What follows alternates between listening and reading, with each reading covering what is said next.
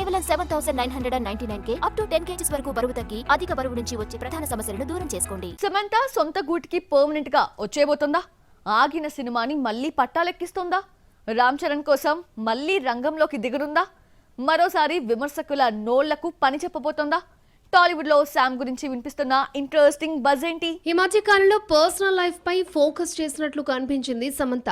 రాజ్ నిడమూరుతో చక్కర్లు కొట్టడంతో శామ్ సినిమాలను వదిలేసి మ్యారేజ్ లైఫ్ లోకి ఎంటర్ కాబోతుందంటూ వార్తలు పుట్టగొడుగులా పుట్టుకొచ్చాయి. ఇక ఆమె పర్మనెంట్ అడ్రస్ ముంబైగా మారిపోతుందంటూ డిస్కషన్ షురూ చేశారు. కానీ ఎక్కడా ఎప్పుడూ స్పందించలేదు ఈ స్టార్ హీరోయిన్. కానీ వీటన్నింటికి చెక్ పెట్టే పనిలో పడిందట చిలుబులి.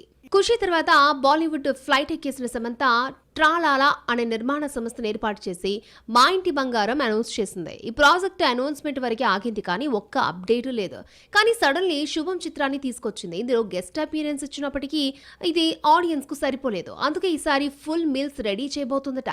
షెడ్డుకు వెళ్ళింది అనుకున్న మా ఇంటి బంగారాన్ని మళ్లీ సెట్స్ పైకి తీసుకెళ్లనుందట. సెప్టెంబర్ నుండి షూటింగ్ మోడ్ లోకి వెళ్లనుంది ఈ భామ. ఈ ప్రాజెక్టుకు నందిని రెడ్డి దర్శకత్వ బాధ్యతలు తీసుకుంటుందని టాక్. అంతేకాదు ఒక స్పెషల్ సాంగ్ చేయబోతుందట శామ్. పర్సనల్ లైఫ్ స్ట్రగుల్ టైంలో సుకుమార్ పిలిచాడని పుష్పలో స్పెషల్ సాంగ్ చేసి మెస్మరైజ్ చేసింది సమంత.